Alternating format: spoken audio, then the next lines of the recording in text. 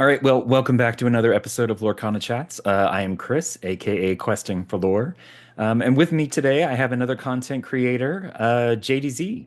You want to kind of introduce yourself a little bit?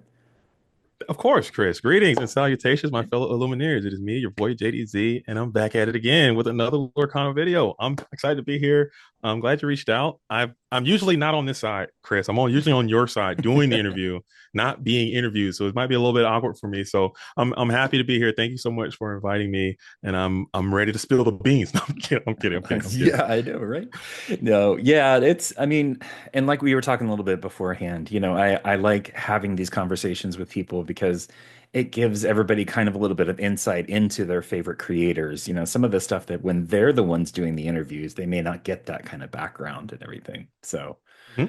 all right, well, cool. Well, thanks for coming on. I ended Absolutely. up doing this pretty last minute, and I appreciate that. So, Of course. Of course. Of course. Of course. No problem. No problem at all. but so one of the things I like to start with is kind of getting an idea about my guest's origin story with Lorcana. Mhm. So kind of how did you come to Lorcana? Would you find out about it?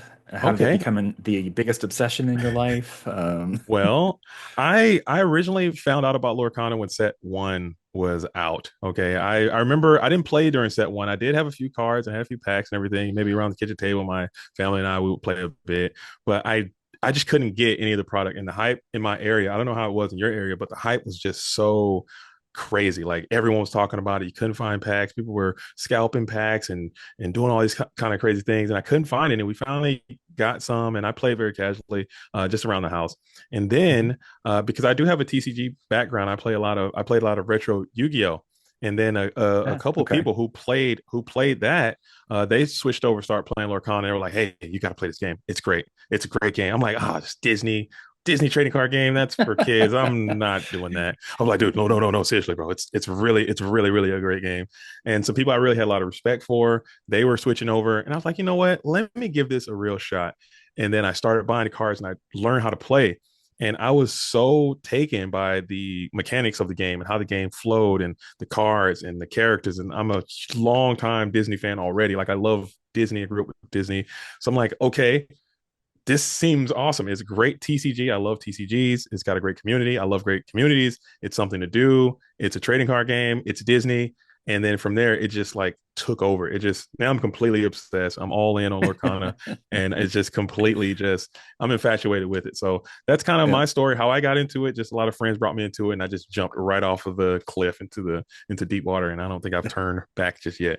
It's been a good time. Yep. Yep. Well, that's cool. So you mentioned Yu-Gi-Oh! How long Mm-hmm. did you play that before diving in? Yeah, I played. So originally, I played Yu-Gi-Oh when it first came out through its first Okay. inception. Like day one, I had packs. I was in, eighth, ninth grade of high school playing Yu-Gi-Oh, and I played all the way up for I say around to like 2007 ish. I played around that time, very heavily. Same thing, super obsessed with it. The trading card game community kind of, and I mentioned this before in some of my other streams and some of my other videos. Like the trading card game community kind of isolated me because that during that time when you're kind of poor, you might be disenfranchised or something like that, you have those little small networks of communities of your Mhm. fellow nerds, I would call them. And if you move a lot, if wherever you go, there's always going to be a group of nerds that you can kind of fall into, and that's what it was for Yu-Gi-Oh in those days. So it kind of got me through a lot of dark moments playing Yu-Gi-Oh. I really loved that game, and then I stopped playing, became an adult, did my whole adult life. And during the during the whole COVID times, when all these nostalgic things were coming up, when you just really have a lot to do, and you just kind of look back, I'm like, I used to play this game so much, and I loved it so much. Like, what happened to it? And Mhm. then I got online, start googling things, and then you realize, like, hey, Yu-Gi-Oh! People are still playing the retro Yu-Gi-Oh! That you remember. Like, you can get back into those communities, and I did that, and I started playing again. Got super obsessed with that. Then we started doing they call it goatformat.com, which is a retro format of Yu-Gi-Oh! I got heavily involved Mhm. with that community a lot. We did some great things over there in Goat Format. I'm still technically involved with Goat Format, still do a lot of work with Goat Format. And it became a pretty substantial thing. And then that's where I kind of leapfrog from there. So I did that for the past 4 or 5 years. I've been playing that very heavily. And then now I'm making the switch over to Lorcana. And it's just been, I still have a huge place in my heart for that game. I still play that game all the time. I still am involved in that community a lot. But I think now it's just kind of, this Lorcana thing is just so different because it's so new and it's like so fresh and new sets are coming out, and I'm in the current thing, and I can't look back. But it's been great. Yep. Yep. That's awesome. Yeah, it's nice, and I'm sure from other people that I've talked to that have played Yu-Gi-Oh in the past, I know that the communities are very different between the two Hmm. of them. Oh, absolutely. Oh Um, my goodness.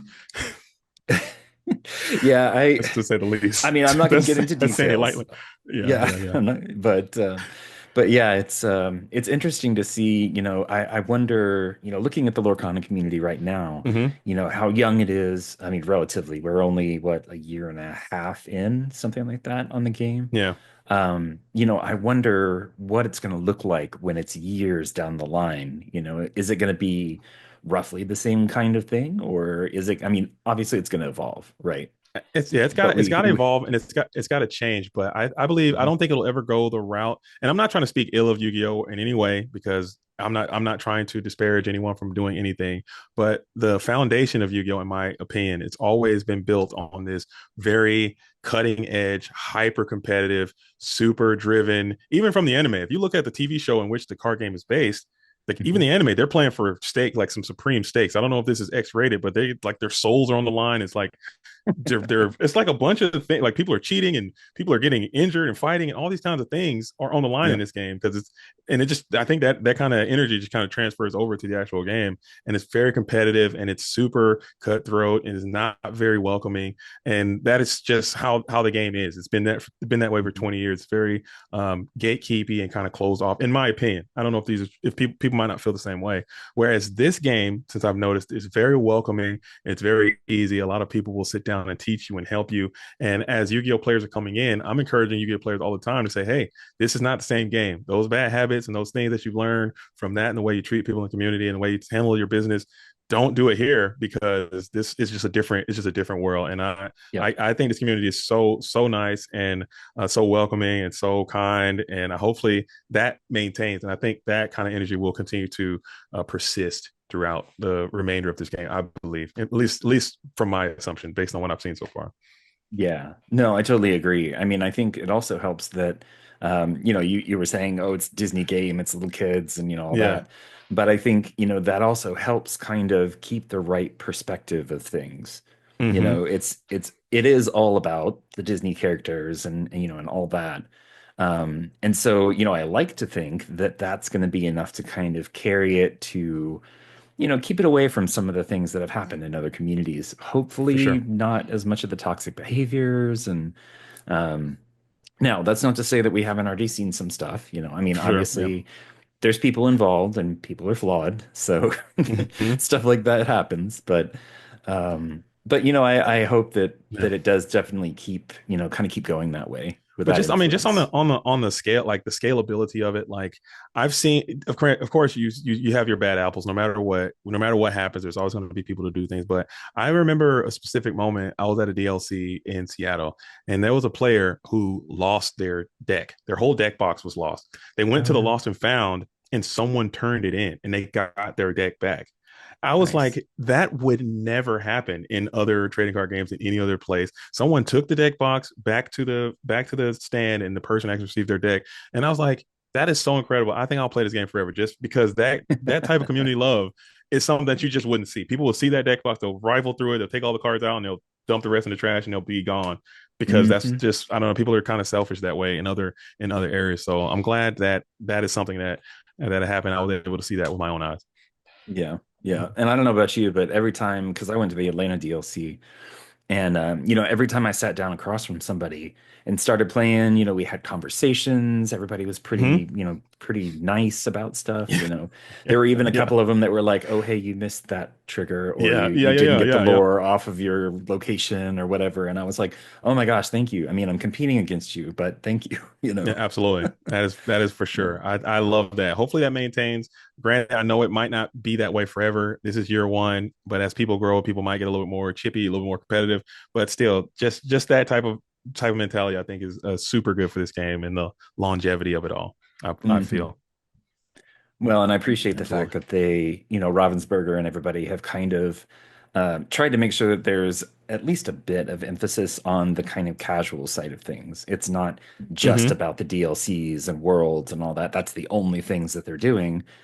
they had the thing like the Valentine's Day pack rush, just Yep, to try to get people in and get them to, try out the game and everything.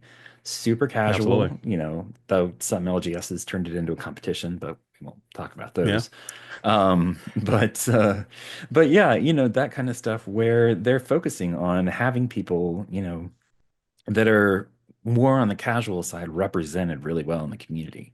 Hmm. Um, even on the official DLC commentary stuff, you have a wide variety of people. You have Rebecca that's down doing, some of the interviews and some of the commentary during the games, a little bit more of the community vibe to it. Hmm. And then you have the other side where they're actually, calling, casting the games and getting down into the nitty-gritty of the strategy and everything. But you do, it's the wide range is kind of represented.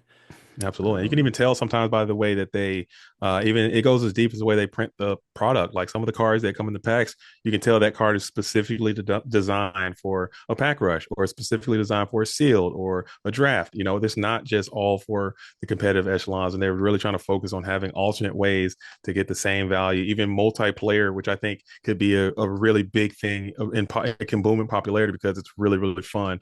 And a lot of the mhm. cards have a lot of multiplayer aspects to it that I don't think we've even touched into we're on the tip of the iceberg of what this game could be community wise and player wise. And I think whoever's in charge, I think they have they have a good knowledge of where this thing can go, and they're casting their net very wide. And I think that's going to be good Yep. for a large volume of people if they continue to do it to do it the way that they're doing it. Yep. Absolutely. Yep.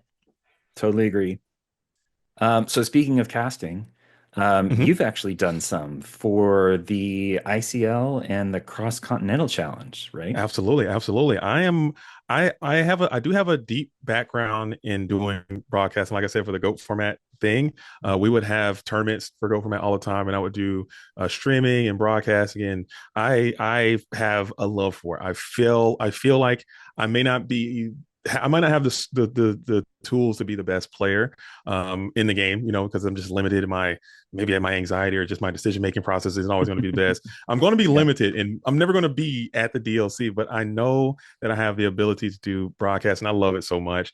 And I trust my ability to be a good storyteller and to be able to describe what's happening and to be able to paint a solid picture and add a layer to the game. So I was so fortunate that Pavel, shout out to the whole Pixelborn staff and everyone who's in charge at LCCC. They gave me a chance because I'm relatively new to the community. I'm like, hey, this is something that I enjoy doing. Here are some reels of me doing broadcasting. What do you think? If you're interested, I would love to come and do this for you. And they're like, sure, I'll give you a shot. And I went out there and I think we had so many great matches. And I was so incredibly fortunate to be there and be a part of it. And then from there, it led to the ICL. I mean, that's another league that's kind of growing in popularity. It's a very competitive league of teams, players coming out, and it's been great. You have just sitting there and being able to call the game to see the best players performing at their best, and just seeing those interactions and telling those stories. It's been wonderful. That's a huge goal of mine, like you mentioned about the DLC broadcast. I would love to be a Mhm. part of that team. I don't know the process of what it would take to get to that point. I have a deep respect for everyone on the broadcasting staff. I think they're all doing an incredible job. Just like you said, they have a very solid team. But I know if they gave me a chance, I would be able to add something to the team. I don't know what that would be or what I would do, but I think that would be something that I would love to do. And it's just a serious passion of mine. And whenever you get a chance to do something that you're passionate about, people are gonna be able to be attracted to that. People are attracted to passion, I believe, Oh and yeah. I have a good time doing the broadcast stuff, and hopefully it's something that continues on as part of my content creator portfolio. I would say, I Yeah. think. Yep. All right, Like, Ravensburger, are you listening? Here we yeah, go. yeah. Next big star. Hey, I already told him. I said, hey, look, if you need a guy, even if it's a guy to sweep the floors or clean up the popcorn or something, I'll do that. I just want to be a part of the team and help out because I truly feel that this thing is going to go to a place that has never been seen in trading card games before, and I want to Mhm. just be a part of it. I want to be a part of the team that helps it get to the next echelon. I think, and Yeah. whatever it takes, I'm willing to do that. Well, Absolutely. and the nice thing is as the community grows, so do the events. Yeah. Not only are you going to have, or in the future, right now we have a single broadcast with, showing a couple of tables and, maybe some Hmm. pre-recorded stuff and everything. But then you start thinking about like, some of the Magic the Gathering events where there's multiple streams, there's Yeah, all sorts of events going on all at the same time. And, I mean, who are they going to get to to yeah, cover that kind of stuff? I They know. need Yeah, people. So, yeah. and I'm throwing my hand up right now. I'll volunteer. I volunteer as tribute. Hunger Games style. Nice. No, I'm kidding. I'm Nice. kidding. I'm kidding, but yeah, that's So I'm absolutely correct. curious. Oh, Hmm. sorry. No, no, no, no, no, no, no. Oh, okay. So I'm curious, as somebody who is just not the kind of person that can actually be able to think on their feet quite as well as some people are able to doing the Hmm. broadcasting. Um, how did you kind of get started doing that? Was it just something you just said, I'm going to start doing this and just jump right in, or did you It's something that research I've or? I've I've always been a fan of that type of work, like broadcasting, Vin Scully, like from the Dodgers, and WWE, like the wrestling commentators, and all the different types of broadcasters, Pat Summerall and NFL, all these John Madden, like all these historic broadcasters. I've always been fascinated with that because if you ever like go to a high school football game, or if you ever go to an NFL game and you can't hear the commentary, it's to me it's not as good. I Yeah. don't know, I might be alone on that, but just having someone kind of telling you the story, just kind of building the anticipation of what could happen and what could possibly happen or what has happened, and just kind of keeping it moving, it makes the whatever you're observing, it just makes it better. So I sometimes I would like do it on my own. Like I would go to high school football games and I would just do broadcast with my friend or whatever, just to kind of, Mhm. pass the time as like a joke, just having fun with it. And then Right. again, with the GOAT format thing, that's kind of where I really started to hone my craft, I would say, because we would have these long tournaments and it would typically just go with no commentary sometimes, or just like very partial, sporadic commentary. And I was like, we can up this, we can make this better. And then I Mhm. would start doing commentary over there, really, really crafting my skill and understanding how it should go. Because as much as I love Lorcana and as much as I love Yu-Gi-Oh! And any other trading card game, just looking at it and just talking about, hey, these cards, you have cards, I have cards, we're playing them. It's very boring. Okay. And I'm being completely honest. It's if you're just looking at it and you don't understand what's happening, if you're a layman and you're just watching these things, no one's going to Mhm. watch because it's very boring. There's no flash, there's no movement, there's no animations, there's no anything. It's just people playing cards.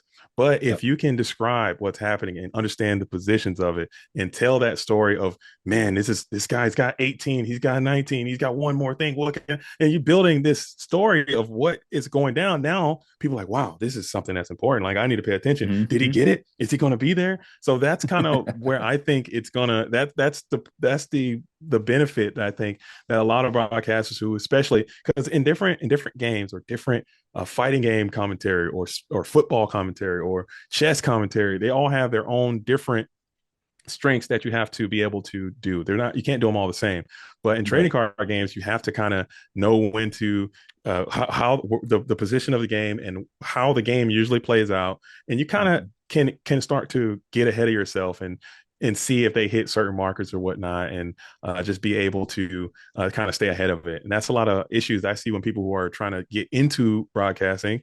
They'll try to talk about what's happening and try to dictate what they would do. They try to inject themselves into the game as if Yeah. they're playing, and that doesn't usually translate well. You have to try to put yourself in, or put yourself in their position and try to see it from their eyes and tell that story to people who may not understand it, like not super high level, but in a way that you can break it down. So I can rant about broadcasting all day, but that's basically in a nutshell how I see it. How I see it. I'm sorry, Yeah. I'm on a tangent.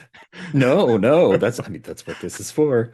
No, I love the way that you put that too, that it's more about telling a story than it is, Yes, necessarily. I mean, you want to keep people up to date with what's happening and, right, kind of, okay, well, this card does this and, that was a good play absolutely. because, Yeah, that kind of but stuff. Yeah.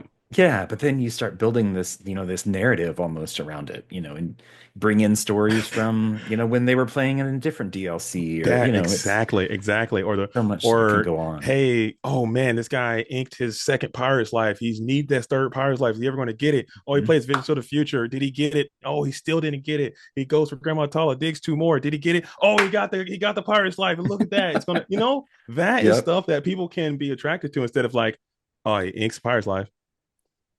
He plays Grandma Tala. Yeah. Uh, uh, oh, he plays another Pirate's Life. He gains two, and it's just gonna. That is how it should go because it tells like, okay, these are some things that happened in the past, and that's what I mean by telling stories. Like the game has to Yep. build on itself, and both players are building this bridge to get to somewhere. And I think it really makes for some interesting things when it all comes together and like when really cool things start to happen and it really shows the level of the game and you can really tell the story about the level of players when you have two really really competent capable players faced off against each other playing at the tip of the spear of the highest level of their game. It's nothing better. It's such a good game and it's so deep and it has so many layers to it and I think that is something that is going to set this game up to be in an incredible place I think in the future. Yep. Yep. Totally agree. Yep. Okay, so I do want to talk about your other content besides just the Okay. commentary and Oh, everything. of course, of course, of course. So you have a YouTube channel and you stream Mhm. on Twitch, right? I do. I do. I have Okay. a Twitch. I have a Twitch, JDZ Quest on Twitch, JDZ Quest on Twitch, and JDZ Quest on YouTube. I started doing the Twitch right before the LCCC thing, just because Mhm. I want to get more involved in the community. I wanted to meet people. I wanted to share my time of grinding because there are a lot of people who are in the content creator space and they're very talented players and they are very known players. There's a lot of people who have been streaming for a while. They have a lot of skills. And I'm going the opposite way. I'm like, hey, I'm not very good, but I'm on this quest, JDZ Quest. I'm trying There you to go. become better. And if you come with me on this journey, you can see the process of me getting better and making the mistakes along the way. We're having a lot of fun with it. It's not too serious. I play a lot of rogue decks, a lot of off meta decks, and every Mhm. day it's a new deck, new day, new every day it's a new stream, new deck, new day, brand new deck every time I load up to play, and just Wow. going in and having a good time with it, and just trying out new strategies and getting to know the community and making friends along the way. It's been an absolute treat. I'm having so much fun with the Twitch thing. I wish I would have started a lot sooner. And in terms of the YouTube, I got the YouTube, and I just want to put out the idea with the YouTube. I've been trying to make videos that I wish that I want to see as that's kind of narcissistic. Maybe you can cut that out. I'm kidding. No, I'm kidding. No, I no, kind of honestly, a lot of the creators that I talk to say the exact same thing. So really, don't really, worry I don't, about it. I, Yeah. I kind of want to make videos that I want to see because as I was learning how to play, there's a lot of videos. I'm like, hey, what is an inkwell? Right. What is a keyword? What are these rules? What are these things? And that kind of content just didn't exist. So I'm like, okay, I do have a deep knowledge of trading card games. I have learned these things and each one teach one. So everything I've learned, I'm going to try to put out to teach someone else. Also, I want to use my YouTube as a platform to do interviews and reach out Mhm. to some of the top players of the community and just get to know them and pick their brain and get their insight. And then that is also something that people who are trying to become more competitive, they can look at those videos and be like, wow, this is what, Hamza did. This is what DKP did. This is what, Mhm. et cetera did. Maybe I can learn that and I can get to the level on the competitive echelon. Also, I do feel that I mentioned it. I mentioned it before, but I believe these players who play these champion level players, I believe that they are doing something that is incredible, and it doesn't get the love that I think it should, the admiration or the recognition or the glory that I think it should, because it's incredible. Some of the things, like going to one of these DLCs and winning, I think is incredible, and it shows the amount of time it takes, the amount of effort, the focus, just playing all those rounds of Swiss all day long. I And mean, then that's a gauntlet. I've yeah. gone. I'm telling you, I haven't won obviously, but I played all 9 rounds. I went to two DLCs, played all 9 rounds. After that tournament, I was so exhausted. I was like, I cannot play this game anymore. I'm done. I'm smoked. It's And these like guys just mind off for a little while. Yep. and these guys do it all the time and they're constant, and then they go back in the next day and they go in and it's just getting harder and harder and harder with each round that goes by, and it's such an incredible feat. And I was like, you know what, I want to make it my goal. I can't ever make it there probably, but I can tell these people's story. I can say, hey, in this time, maybe in 20 years, someone stumbles upon my YouTube channel and they see this is how this person won. 20 years ago, wow, this is one Yeah. of our ancestors, and someone tells that story. It exists. Ancestors. It exists on the internet, and it's like, someone has to sing. We know about Achilles and his heel. We know about these great heroes from the past because you have these song singers and these poets tell these stories of those people as it was or whatever, their myths, whatever. But what I'm saying. Like, you have to have people to tell those stories, or they just will get lost to time. And I think that Yep. would be a extreme disservice on the opposite end of just for the competitive echelon, I believe. Yep. Sure. Yep. So I'm curious, is this your kind of your first foray into content creation, or have you done anything in the past? No, yeah. So I was I'm the owner, and I was in charge of the goatformat.com YouTube page. So Okay. I haven't been doing as much content for the goat format scene in a while, but it's still going strong. A lot of people in the goat format community. So I would do the same thing. I would make videos there. I would do interviews. I would do skits. I would do all kinds of stuff over there. It would be skits, interviews, deck profiles. We play games. We do all kinds of stuff on YouTube. There was no Twitch there, so it was just a wild west of content happening there. And then I was Right. like, okay, I think we've gone as far because it's an isolated format. It doesn't change. There's no new cards. It stops. Okay, Okay. at that. It's a retro format. It's imagine playing. Hey, we're just gonna play set one, set two, and that's it. And people, because you find people who are enthusiastic about that set one and set two, and that's all you play. Well, that's it. So it not necessarily become stale, but it's only so far you can go content Mhm. wise. And I was like, I think I've gone as far as I can go. There are still people who are super passionate, super enthusiastic about it. They've kind of taken over the reins, and now I'm kind of freeing myself to move on to the Lorcana world and get in there because as soon as you run out of stuff, there's going to be set seven is already coming out, and there's so much to talk about in set seven. And then when you get done with that, set eight's going to come out. You just Yep. you keep going, and it's just like an endless road. And I'm just so on the wave, and I'm just so hooked on it that that's kind of where I am now. Okay. Absolutely. All right. Cool. Cool. So which do you like doing more, the regular videos or the streaming? Or are they Oh, different enough to where it's like, it's I think it's a triple aspect. Like the streaming thing, it's just for super fun. Okay, I have a good time. So if it's pure fun, I'm going with the stream because it's never going to be a bad time. The Mhm. YouTube part, it's good, but there is a lot of stress because you have to make coordinations, you have to do all these things, you got to worry about the algorithm, who's going to look at the video, and all these kind of things. Yeah. And it's just like, oh man, it just becomes a little bit of a stress. So I will put that below the streaming. I love doing it, but it's just an added stress that a lot of content creators don't talk about openly. Of you feel Yeah. so good about a project, you edit it well, and you got it out there, it's lit well, and you just throw it out there, and people don't like it.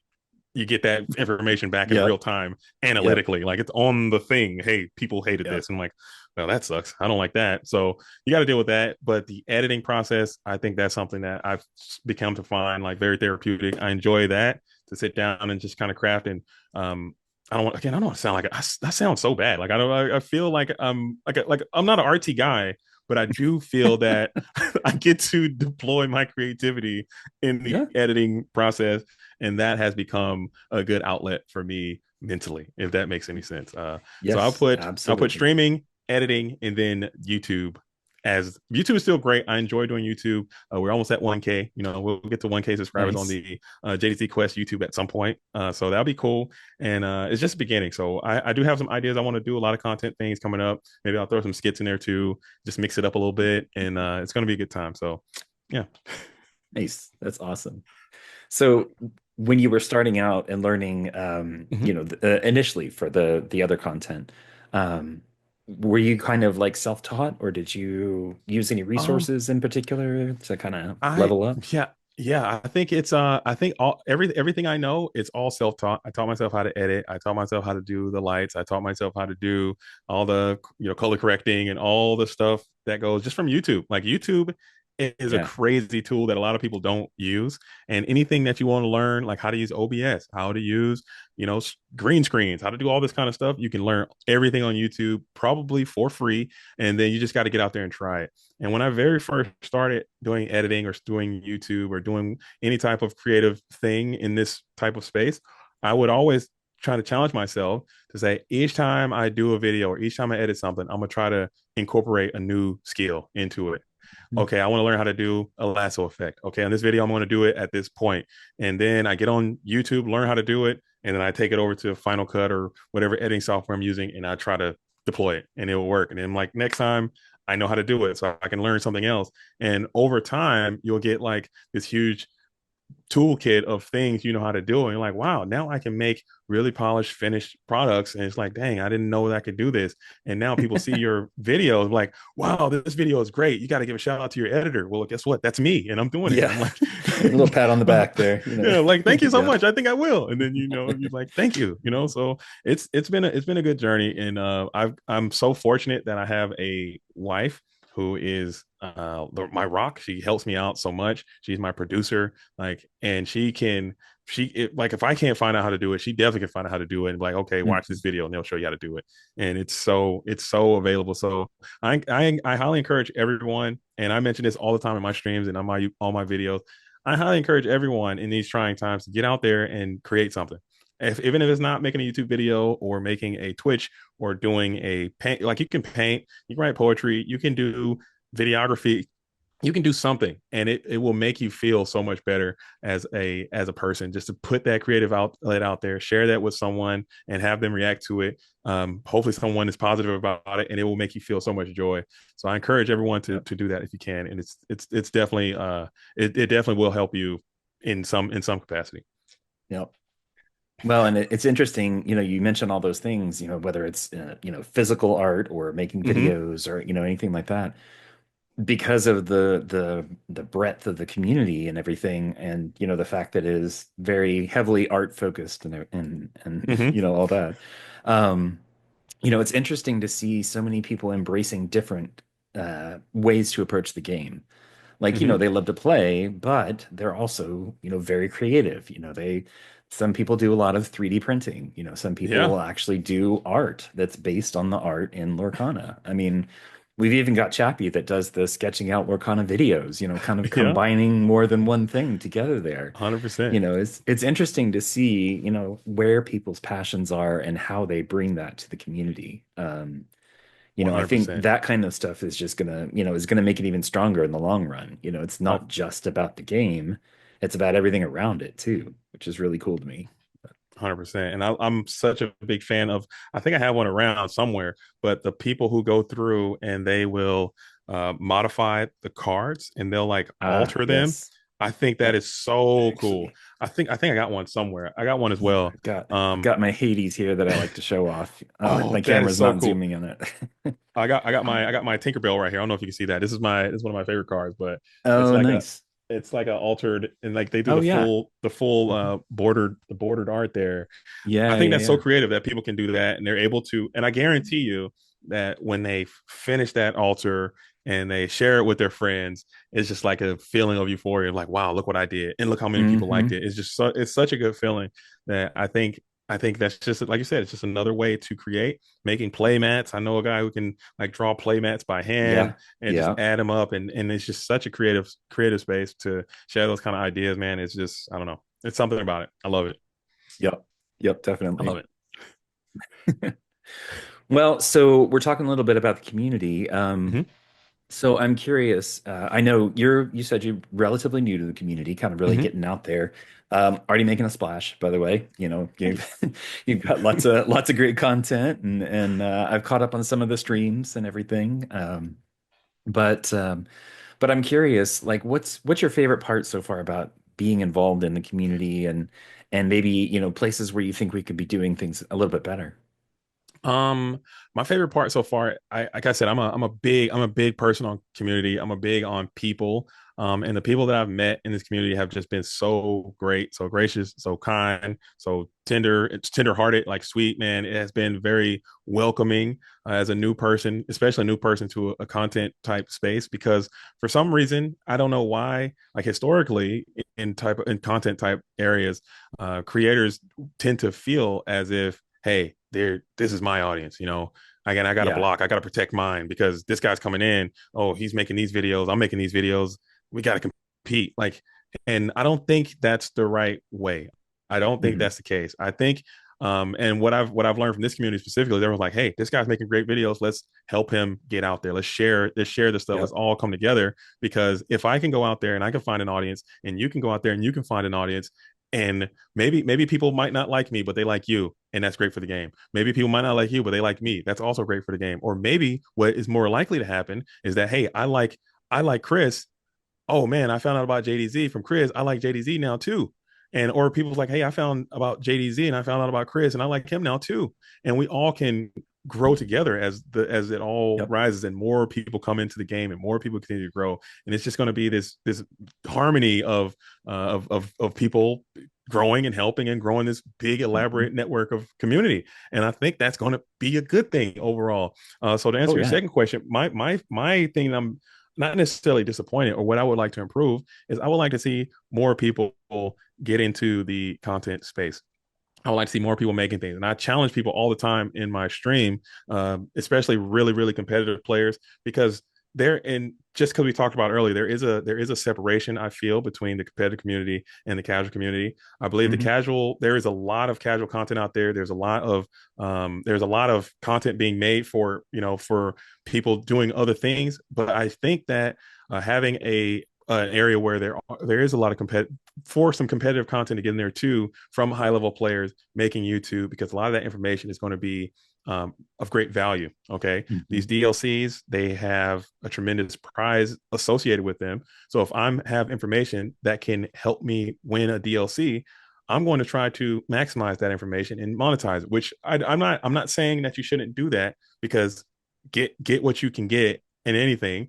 But I'm saying like that type of information is usually get kept behind uh, financial incentives. And I Hmm. would love to see people say, hey, I'm going to try this on YouTube, and then I'm going to put it out there for free. And then whatever you can get back from YouTube or Twitch or whatever, that's what you get. And just it'll just be more great content on the internet in this space, and it'll just be a faster way to help grow those communities. And I'm challenging all of the players to do it. And I understand it's very difficult because maybe people aren't as charismatic, or maybe people aren't as capable with the recording aspect or the production aspect. There's a lot of stress that goes into it, and it might not just be worth the time. But still, if someone is willing uh, to put that out there or to share that information, that's why I always try to open up my channels to bring in as many people who are willing to talk, because I'm willing to do the legwork part of it to put that information out. Because Hmm. I think overall that would just end up helping the game more often, instead of just isolating that information, keeping it inside, and then or blocking it, gatekeeping people out from at least trying to start. Sorry, another Yep. rant. Again, rant complete. No, no, no, Rant. absolutely. I mean, like I said, this is what we're here for. I mean, yeah, no, it's really cool. You know, you mentioned kind of the information sharing aspect of it. Mm-hmm. It's cool to see so many of the high level players starting to create these guides. Like, Yeah, some of them are very well known for playing a certain, color combination. Um, and it's really cool to see them coming up with these things to say, okay, look, for this set, here's the version of it with the cards from the latest set. Here's exactly how to play it. Here's exactly how to mulligan. Here's, absolutely. like if you're up against this pairing, then worry about these things. It's cool to see those because it's like, it's taking that knowledge directly out of their mind and and putting it in the hands of anybody. Now, like 100%. you said, financial, kinds of things that are come along with it, but from what I've seen, it's always reasonable. It's not like they're Yeah, I charging, I a I'll hundred I'll go even dollars for further. a Every guide.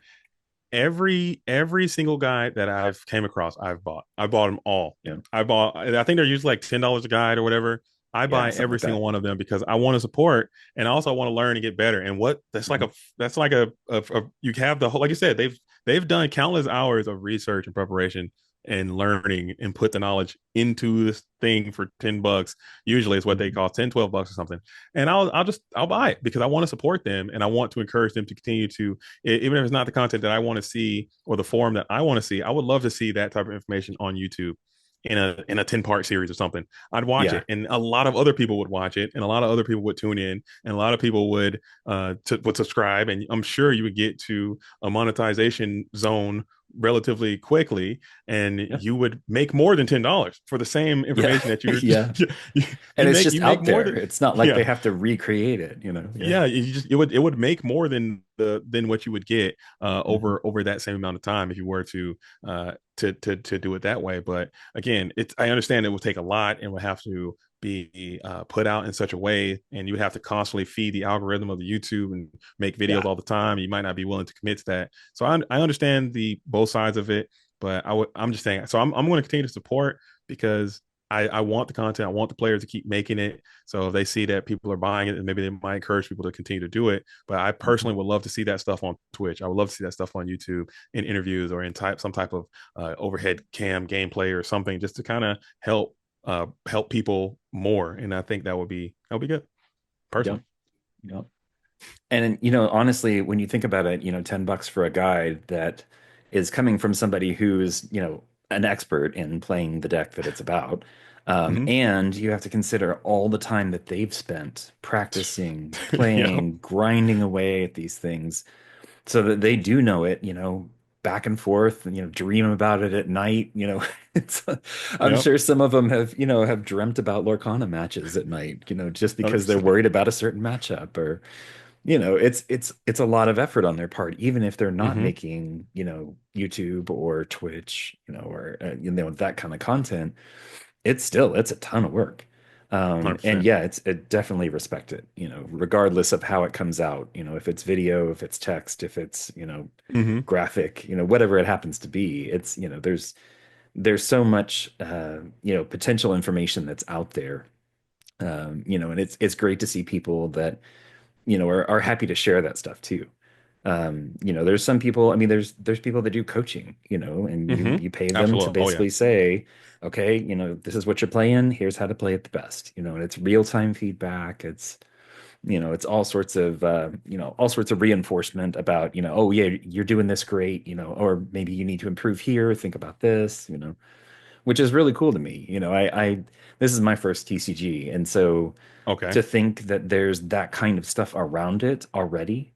That there's people that are professional enough. I mean, I guess there's not really professional per se just yet. Yeah. I mean, I know there's some people that have gone to multiple DLCs and have won in multiple DLCs, but I don't know if that's professional. I don't know. I don't know how you would Yeah. classify a professional Me, TCG I think player, I think but there's two ways to think about it. You have like the traditional idea of professional is someone who as gets paid and it's their job, which I yeah, don't think we're that's there true. yet. But I Mhm. I personally, in my own estimation or my own assumption, whether it's incorrect or not, I feel someone who treats the job as if who has a professional approach to it, like Mhm. they treat it seriously. Like you said, they're rehearsing, they're practicing, they're drilling the information, they're constantly seeking information, they're studying, they're crafting their skill as if it is a profession. You treat it like a job, then I would consider you a professional player. You have to go to these tournaments. You have to have results. You have to be consistent making these day twos. Like, so it's not Mhm. everyone. It's a select few people that are capable of being a professional player, in my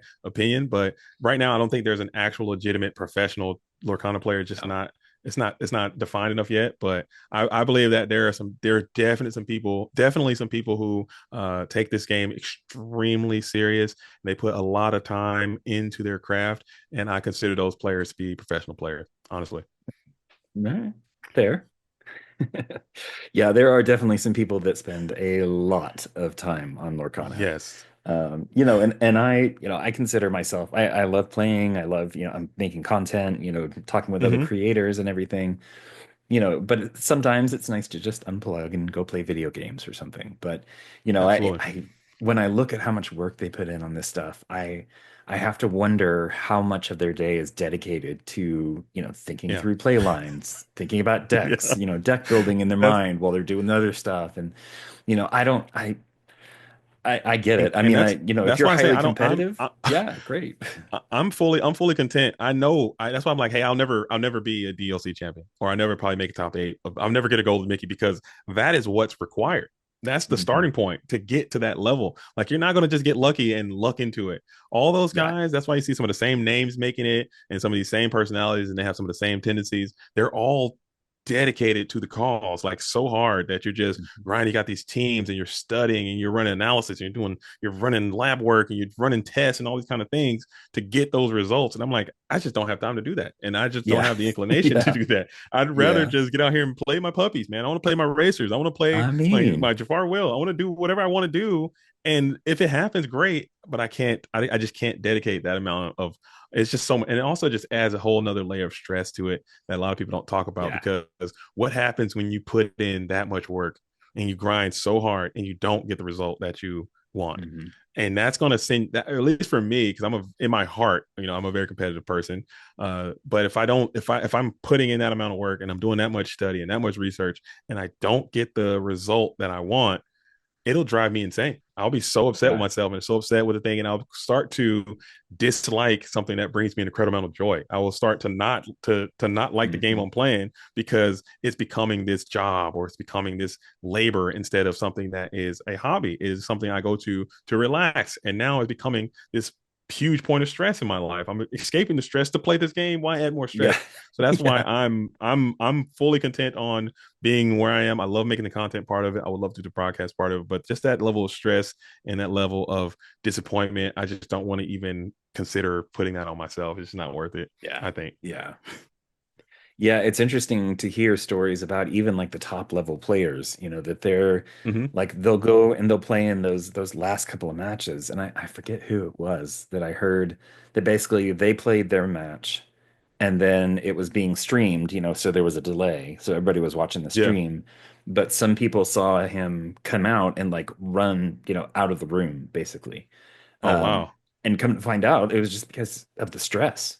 It was just so intense that, Yeah. they didn't want to be around people. They wanted they wanted to just, Just decompress. Yeah. block it out and decompress. And, and I Yeah. can't imagine, I mean, I can't imagine being under that much stress, Yeah. and It's everybody jokes, oh, it's a Disney card game, it's supposed to be fun and everything, but it's a whole different level when you introduce that kind of stuff. yeah. When you got, I mean, let's keep it frank. These golden Mickeys, if you get them graded, they can go for thousands of dollars, I thousands of mean, dollars. And you're sitting there and you got your opponent, he wants it just as bad as you do. And you mhm. got these lights on you, these cameras on you, you got thousands of people all over the world watching and waiting. And then you're just sitting there and you've got to play this game. And if you lose, you don't get it. And if you win, you get it. And you're just stressing out. And I can Yeah, either I way. I don't want, I'm good, man. I'm so good. But I mean, these people are built different. You got to be Yeah, ready oh for yeah. that. You got to be tuned for that. And I'm good, man. I'll keep playing. And if it happens, if I could just look into it, or if I can have the right day at the right time and it's just my day, I'll try to make it happen. But I'm not going to put pressure on myself to say this is something I need to do. And I gotta, if I don't make it, no, we're done with that. I'm too old and I'm trying to relax. Yeah, yeah. No, I hear that. Yeah. Yeah. Well, so on a completely different note, we just got out of the main part of reveal season for the next set Oh for yeah. Arcasia's Island. They're still doing Enchanteds as of the time of recording this. I think they've only done a couple of them. I think it's like maybe one or two of each Hmm. color. Um, but oh my goodness, the absolute overpowering fire hose of all of the all the card releases that Yeah. happened. Um, It's it's yeah. So I'm curious, are there any that you happen to spot along the way that sound like something interesting that oh, you want to give a shot? I listen, I gotta talk about these reveals though first, because I'm trying to tell you, I did a reveal season. We did a reveal season. I was a part of the last reveal season set, Mhm. for set 6, but I wasn't like embedded into it. I wasn't fully immersed into it. This one, I was completely immersed. And every time a new one would come out, it's 3 a.m. I'm up, I'm on my phone, I'm Yep. looking, I'm downloading. I'm like, oh my God, this is so great. I was all in on this reveal scene. It's been an absolute roller coaster ride. And I had a pleasure and fortunate honor of to be able to reveal some cards. We revealed That's the right. Yeah. out of order, and we revealed the uh edit. Oh my goodness, we revealed the out of order, and it was the here. We've got company coming in. I Oh think yeah, yeah, yeah. That's those right. cards seem really That's right. cool. Yeah.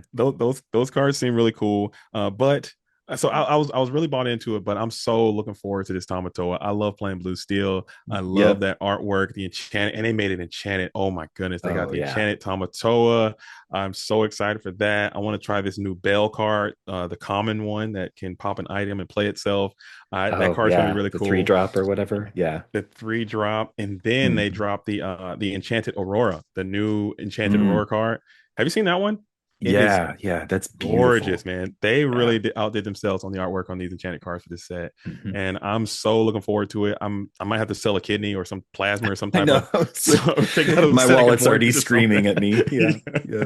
I'm gonna take out some kind of second mortgage or something. But I already made a deal with my wife. I got my allotment. I got my pre-orders done of the cards I want to the packs I want to pull, and whatever I get, that's what I get. And I'm not gonna.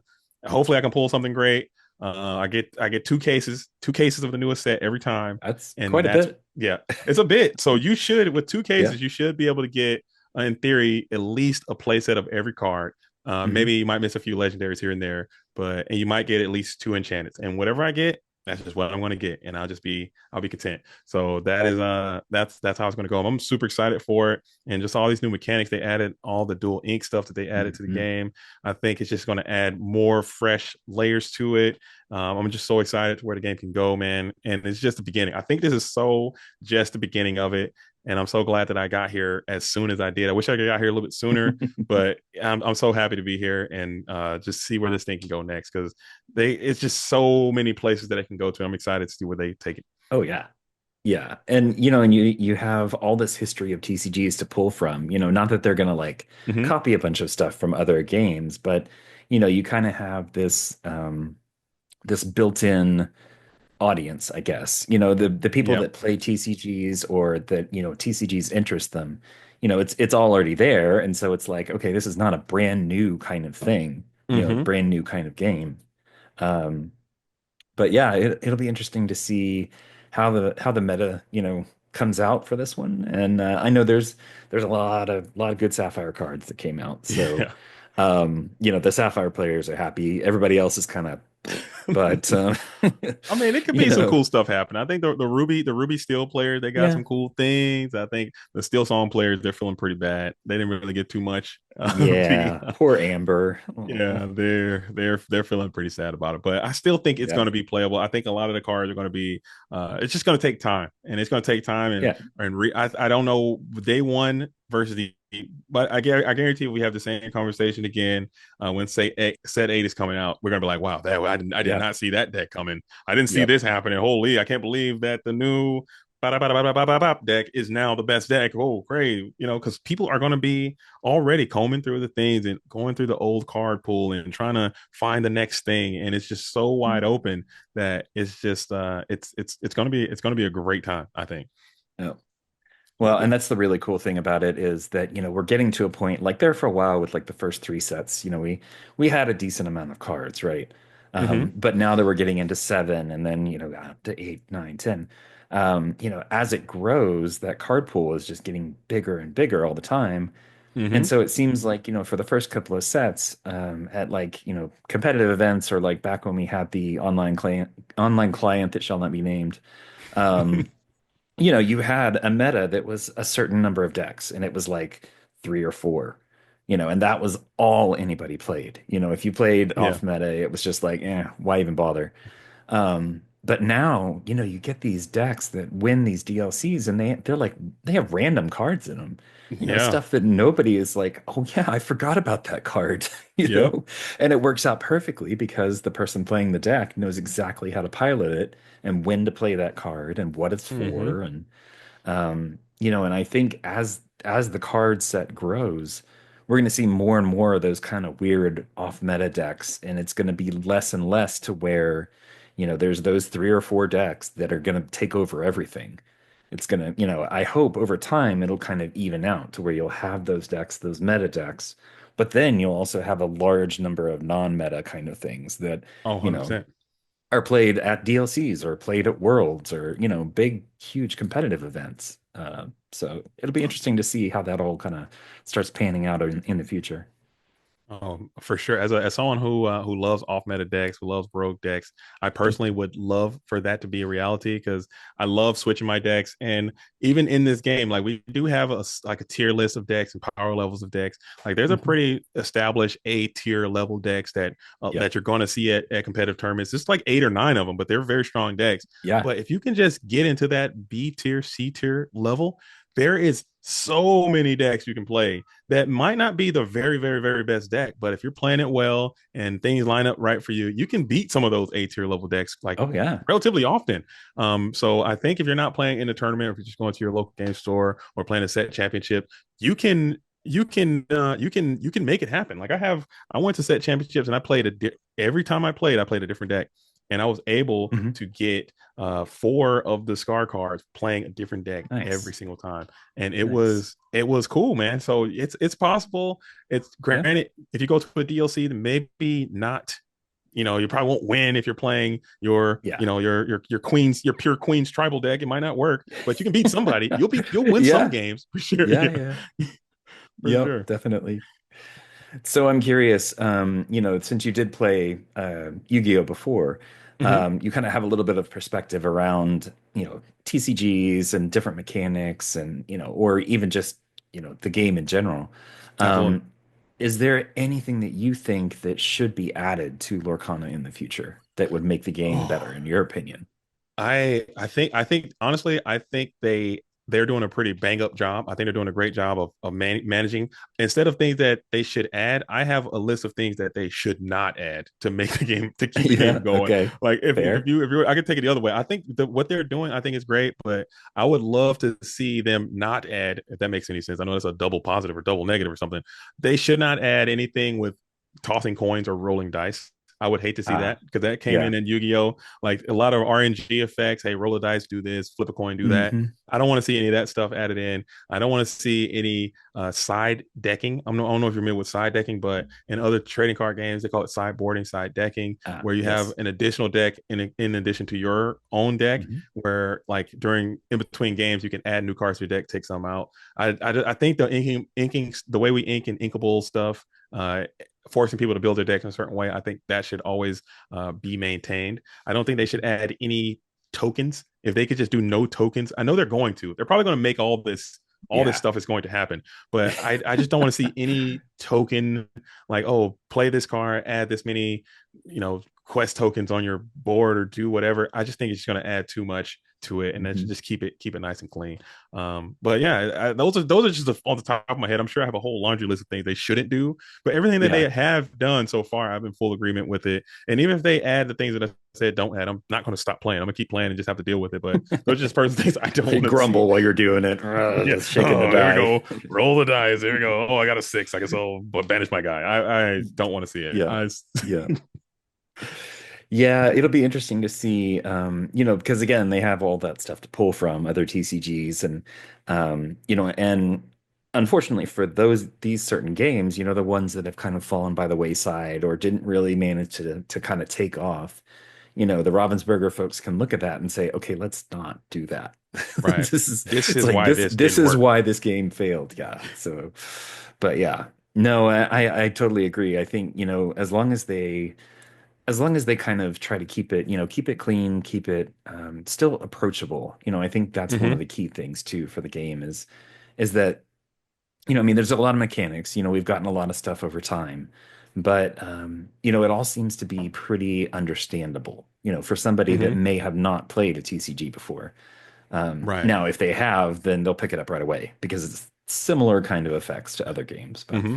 Um, but Oh, that's yeah, another thing. it's We got to add that too. Like another thing, like just you made me think of it when you said that. Like yeah, this is the only TCG that I've seen or played where you can't do anything on your opponent's turn. I would love to maintain yeah, that. I think yeah. that keeps the game so simple. It keeps it so elegant and so clean. By just I have my turn, I do my thing, I pass it to you. You have your turn, you do your thing. Hmm. Instead of like having trap cards or instants or all that kind of stuff. And hopefully Yep. they aren't tempted to add that kind of stuff, because that automatically is going to add a level of complexity to the game that I just don't think we need. I think it's just maintain that simple approach, keep it my turn, your turn, and I think that would be so much better. Yep. Yep. Totally agree. Yep. Well, cool. Well, hey, thank you so much for spending some time chatting with me. I Of really course, appreciate it. It's been super anytime. fun. Thank you so much. This is I We know I covered a know I lot could of rant. ground. I do thanks for letting me rant on your channel. I do Oh, appreciate it. like I I do. said, that's what this is for. Appreciate it. I do not care. So, and it was great. It was great conversation. I really appreciate it. Thank you. So I do want to end with the same three questions that I ask everybody. Okay. First off, favorite ink and card right now. Favorite ink and card is going to be Steel, and my favorite card is Tinkerbell. Okay, Tinkerbell is Nice. Steel. I love Steel. I like the Classic. idea of Steel. It's just they make some really cool stuff in Steel. I love Mhm. Resist. I love Challenger. I love being able to have removal. Zeus. I love Zeus. That's another one of my favorite cards, Yep. and I love Steel. I think it's really cool. And anytime I can play Steel, I'm probably gonna play something with Steel in it. And anytime I can play Tinkerbell, it's going in the deck. I don't have any enchanted ones though, so those things are too expensive. But Ah, maybe someday they it'll happen. they are. Yes, those are Yeah, pretty pricey these days. yeah. Yep. All right. Next question. Favorite Disney movie and why? Favorite Disney movie is probably going to be a Goofy movie. A Goofy movie. I All think that right. movie is great. It's just very nostalgic to my childhood. I love the songs. I think that movie is great. Not even just as a Disney movie. I think as a movie in general, it's a fantastic movie. It tells a great story, great songs. It's got a lot of good art. And you know what I'm saying? I gotta have my gotta represent, you know what I'm saying? I gotta flex on my nerd. You know what I'm There saying? I you have my power go. line right here. You know what I'm Nice. saying? Showing off. But Well, yeah, you I have a love jacket in one of your videos too, yeah, right? I got a jacket. I'm all in. I got a power line shirt That's on right now. awesome. I'm power lined up right Oh, now too. It's oh, there got a you little power go. line in there. I don't know if you can see that, but Oh, nice. yeah, I'm big into the Goofy movie. Goofy is my favorite Disney character. And just that movie is just great. Just I remember being a child watching it on repeat on VHS every day. I throw it in Hmm. there, and still to this day, if it's on, I can watch it coast to coast, no problem. Sing all the songs, all the words. Movie is great. So Goofy movie for sure. If you haven't seen it, check it out. It's really good. It is good. It's classic. Yep. All right. And finally, where can people find you and your content? Oh, if you want to find me, you can check me out at JDZ Quest on all platforms. YouTube, JDZ Quest, Twitch, JDZ Quest. I stream almost every day on Twitch from about 3 to 4 p.m. to about 6 to 7 p.m. PST. So 5 to 9, I think EST. To have a great time. We just have a vibe. We talk, we chill, we play cards. It's a good time on Twitch. On YouTube, same thing. JDZ Quest. I do a lot of interviews, a lot of things are going to start happening on YouTube. Who knows just what you're going to see on YouTube? So just tune into that. It's going to be a good time. Instagram, X, everything JDZ Quest. You guys can get out there and see what I'm trying to do. I'm still kind of new. So if you just follow me, I'm sure you can be a part of the experience as we try to grow and become something in Disney Lorcana. I think it's going to be a vibe. Nice. Nice. Perfect. All right, cool. Well, thank you so much. I appreciate the time and see you around the community. Absolutely.